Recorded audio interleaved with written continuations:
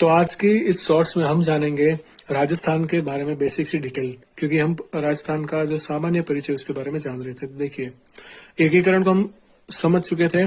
अब बारी आती है हमारी रियासतों की, क्योंकि वही टॉपिक है।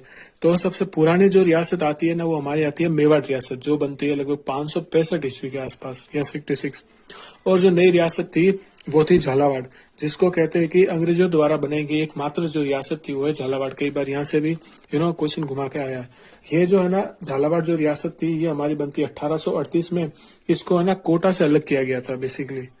अब बारी आती है कि क्षेत्रफल में बड़ी रियासत कौन सी थी, यानी कि अकॉर्डिंग टू द एरिया। तो वो थी हमारी मारवाड़, जिसे हम कहते हैं जोधपुर। ठीक है, मारवाड़ और जोधपुर सेम ही है। कई बार एक बार प्रश्न आया था कि मारवाड़ का ताजमहल किसे कहते हैं, तो जसवंत थड़ा को कहते हैं। जसवंत थड़ा कहाँ पर है? जोधपुर में। और जोधपुर का दूसरा नाम वैसे मारवाड़ भी है। आगे बारी आती है कि जनसंख्या में बड़ी रियासतें कौन सी है। तो बड़ी रियासत थी अपनी जयपुर। और राइट नाउ अभी अगर हम देखें वर्तमान समय में, तो जयपुर में सबसे ज्यादा जनसंख्या है।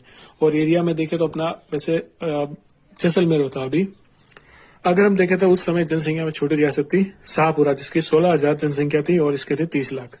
एंड देन फिर अगर हम देखें तो जैसलमेर के बारे में बहुत सारे फैक्ट आते हैं। इसको पिछड़ी रियासत कहते हैं, राजस्थान का अंडमान कहते हैं, विश्व की निराली रियासत भी कहते हैं।